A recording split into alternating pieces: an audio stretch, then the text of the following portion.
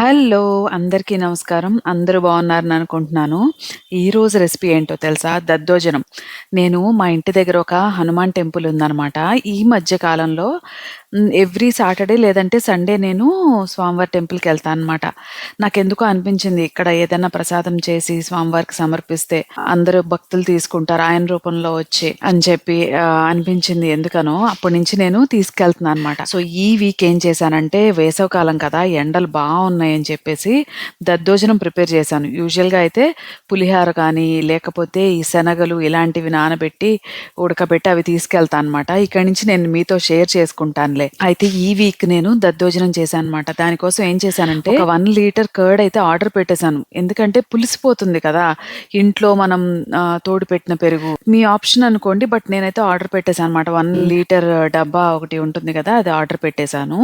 ఇక ప్రాసెస్‌కొచ్చేస్తే అల్లాన్ని సన్నగా తరిగేశాను వీలైనంత వరకు. దాంతో పాటు ఒక 4 వరకు పచ్చిమిరపకాయలు పెద్ద ముక్కలుగా తరిగి పెట్టేసుకున్నాను. ఇంకా వెజిటబుల్స్ ఇవి ఎన్ని కావాలంటే అన్ని వేసుకోవచ్చు. బేసిక్‌గా ఏంటంటే దద్దోజనం అని అంటాం గానీ హెల్త్ బెనిఫిట్స్ మాత్రం చాలా గొప్పగా ఉండే ఒక వంటకం ఇది. చాలా సింపుల్‌గా చేసుకోగలిగింది. చాలా అండర్ రేటెడ్ కూడా అని కూడా అనిపిస్తూ ఉంటుందన్నమాట. సో, దీంట్లోకి నేను కావాల్సిన వెజిటబుల్స్ అన్నీ ముందే రెడీగా పెట్టుకున్నాను. అల్లము ఇదైతే సన్నగా తరిగి పక్కన పెట్టేసా. పచ్చిమిర్చి, అల్లం అవి బేసిక్ అనమాట. తర్వాత కీరా దోసకాయ ఒకటి సన్నగా తురిమి పెట్టేసుకున్నాను. కీరా దోసకాయలో వాటర్ కంటెంట్ ఎక్కువ ఉంటుంది. దద్దోజనం ఇట్లాంటివి చేసినప్పుడు ఏంటంటే అవి తొందరగా దగ్గరకొచ్చేసేసి వాటర్ అంతా పీల్చేస్తది కదా అన్నము వేడన్నంలో కలిపితే. అలా అవ్వకోకుండా చక్కగా చాలా సేపు వరకు జారుగా ఉండటానికి నేను కీరా యాడ్ చేస్తా అనమాట. ఇందులో ఉన్న వాటర్ కంటెంట్ దాన్ని సరిపడేలాగా చేస్తుంది. దాంతో పాటు క్యారెట్స్ అనమాట. క్యారెట్ సన్నగా తురిమేశాను కానీ, దీన్ని కొంచెం పచ్చిదనం ఉండకోకుండా ఏం చేశానంటే, పోపు పెట్టిన తర్వాత విడిగా దీన్ని ఫ్రై చేశాను. మీరు తర్వాత ప్రాసెస్‌లో చూస్తారు. ప్రస్తుతానికైతే ఏం చేశానంటే, ఇలా సన్నగా తరిగి పెట్టేసుకున్నా అనమాట. 2, 3 సార్లు వేపాల్సిన అవసరం వద్దు అనుకుంటే, డైరెక్ట్‌గా పోపులో వేయొచ్చు. కాకపోతే ఏంటంటే, క్యారెట్ మగ్గేటప్పటికి పోపు మాడిపోతదేమో అనే ఉద్దేశంతో నేను ముందే కట్ చేసి విడిగా వేపుకున్నా అనమాట. తర్వాత అన్నం 4 విజిల్స్‌కి వండేసాను 3 గ్లాసుల అన్నము. ఇక ఆయిల్ కడాయిలో వేడి చేసుకొని దాంట్లోనే పోపు దినుసులన్నీ కొంచెం ఎక్కువగానే వేసుకున్నాను. ఇవి చాలా రుచిగా ఉంటాయి. పెరుగన్నంలో మనం తినేటప్పుడు చాలా మంచి ఫ్లేవర్‌ని కూడా యాడ్ చేస్తా ఉంటాయన్నమాట. సో, ఆయిల్‌లో జీడిపప్పులతో పాటు పోపు దినుసులన్నీ పచ్చిశనగపప్పు, మినప్పప్పు, జీలకర్ర, ఆవాలు, ఎండు మిరపకాయలు, కొంచెం ఇంగువ ఇవన్నీ వేసుకొని చక్కగా పోపుని వేపేశాను. ఎట్టి పరిస్థితిలో పోపు మాడకుండా మాత్రం చూసుకోండి. సరేనా? ఇందులో వేసిన పచ్చిగా ఉన్న చాలా లేతగా ఉన్న కరివేపాకు ఫ్లేవర్ అయితే నాకు మొత్తం ప్రతి ముద్దలోనూ తెలిసింది. ప్రతి బైట్‌లోనూ తెలిసిందనమాట. అంత బావుంది కరివేపాకు కూడా.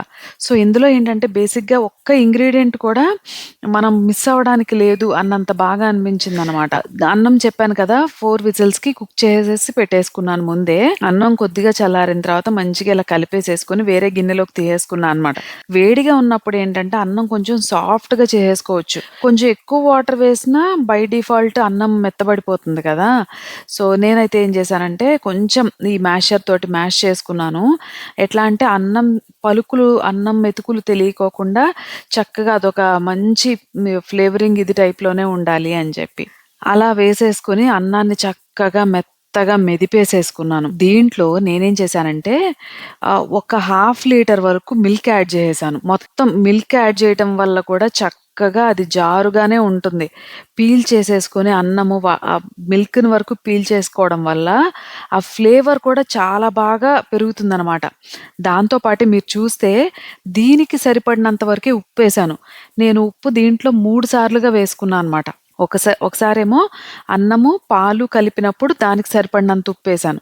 తర్వాత పెరుగు వేసిన తర్వాత దానికి ఎంత అవసరం అవుతుందో అంత మళ్ళీ యాడ్ చేశాను. అలానే మళ్ళీ పోపు వేసి వెజిటబుల్స్ యాడ్ చేసినప్పుడు మరికొంత ఏసాననమాట.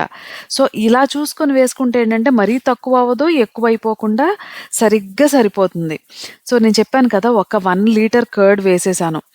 1 litre curd, half litre milk ఈ 2 వెళ్ళి యాడ్ అవ్వటం వల్ల చక్కగా జారుగానే ఉంది. పెరుగుని ఇలా కలుపుతూనే ఉన్నాననమాట. ఎక్కువ పాలు వేసేసారనుకోండి పాల వాసనొస్తుంది. అలా కూడా కాదు. సో, పెరుగు ఎక్కువగా ఉండాలి, పాలు తక్కువగా ఉండాలి. జారుడు కన్సిస్టెన్సీలో కలుపుకోవాలి. ఇదొక్కటే మెయిన్.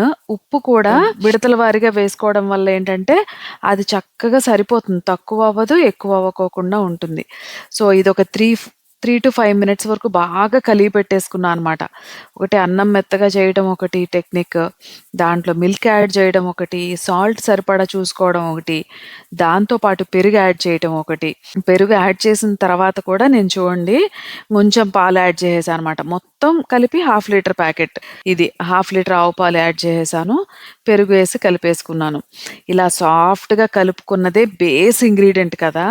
ఇది బాగా కుదిరేసిందంటే మిగతా సగం పోపులో ఉంటుంది విశేషం అంతా. సో, పోపు పెట్టాను కదా! ఆ పోపుని పక్కన వేరే గిన్నెలోకి తీసేసుకున్నాను. దీంట్లో ఖచ్చితంగా నేను జీడిపప్పులు వేసుకున్నాను.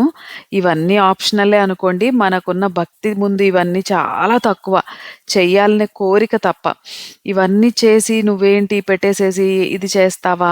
స్వామివారికి దండం పెట్టుకుంటే అయిపోతుంది అని. అవును. అది మాత్రం చాలా కరెక్టే. మనం మన భక్తిని గాని, ప్రేమని గాని, ఇష్టాన్ని గాని ఎక్స్‌ప్రెస్ చేయడానికి రకరకాల పద్ధతులుంటాయి. నాకు తెలిసిన ఒక పద్ధతి ఇది అన్నమాట. అంతే. దీనికి పెద్దగా ఎక్స్‌ప్లనేషన్ కూడా ఏమన్నా ఉంటది అని అనుకోను నేను. మళ్ళీ అదే కడాయిలో ఆయిల్ వేసుకొని దాంట్లోనే అల్లం తురిమి పెట్టుకున్నాను కదా! దాంతో పాటు పచ్చిమిరపకాయలు, ఇంకా క్యారెట్స్. నేను మళ్ళీ చెప్పాను కదా! క్యారెట్స్ అలా వేసుకున్నా పర్లేదు. కాకపోతే ఏంటంటే కొంచెం పచ్చి వాసన లేకోకుండా మనం తిన్నప్పుడు మౌత్ మెల్టింగ్‌గా ఉండాలంటే మాత్రం కొత్తిమీర శుభ్రంగా కడిగి తురిమేసేసుకొని అది కూడా ఇక్కడే యాడ్ చేసేసా అనమాట.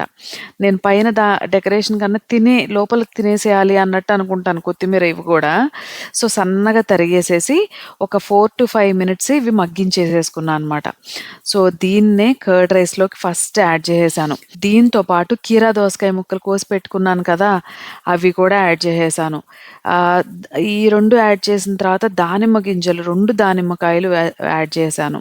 దాంట్లోనే ఇంకా ఇవన్నీ కలియబెట్టేసిన తర్వాత పోపు దినుసులు పెట్టుకున్నాను కదా! పోపు వేసేసి పెట్టుకున్నాను కదా! అవి యాడ్ చేసేసి మిగిలిన దానిమ్మ గింజల్ని గిన్నె పైన సర్దేశాను శుబ్బరంగా.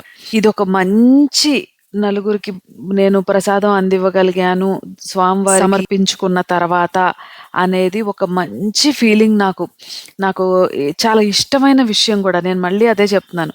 మన భక్తిని, మన ప్రేమని, మన ఇష్టాన్ని ఎలా నువ్వు మెజర్ చేస్తావు అంటే, స్వామివారికి ఏదైనా సమర్పించటంలోనో, నా నా ఫ్రెండ్స్ అనుకోండి వాళ్ళకి ఏదో ఒక రూపంలో ఏదో ఒకటి ఇవ్వటము, ఆ రూపంగా నేను ఎక్స్‌ప్రెస్ చేస్తానని అనుకుంటాను. కొందరు మంచి వాళ్ళ గురించి మంచిగా చెప్పి అలా ఎక్స్‌ప్రెస్ చేస్తారు. సో, ఇది మళ్ళీ ఇండివిడ్యువల్ ఇదనమాట. ఇలాంటివి చేయటం వల్ల చాలా హెల్త్ బెనిఫిట్స్ ఉంటాయి. సమ్మర్‌లో మనం తీసుకునే ఫుడ్స్ చాలా కాషియస్‌గా తీసుకుంటూ ఉండాలి కదా! సో, ఇందులో పోపు యాడ్ చేసేసాను. ఆ పోపు దినుసులు చూసారా చక్కగా ఈవెన్‌గా వేగినాయనమాట. మాడిపోవడం గానీ అలాగా ఇలా ఏది లేదు. సో, వీటిని కలియబెట్టేసాను. ఆయిల్ చాలా తక్కువ వేశాను. ఇది ఆల్‌మోస్ట్ ఒక 3 కేజెస్ పైనే అయింది నాకు. దీని మీద నేను మిగిలిన దానిమ్మ గింజలన్నిటిని యాడ్ చేసేసాను. సో, ఇప్పుడు ఇందులో అన్ని న్యూట్రిషనల్ వాల్యూస్ ఉన్నాయని ఎందుకు చెప్తున్నానంటే ఆహ్, రైస్‌తో పాటు పెరుగు, పాలు, ఫ్రూట్స్ అన్నీ మిక్స్ చేసి ఉన్నాయి కాబట్టి. నచ్చితే సబ్స్క్రైబ్.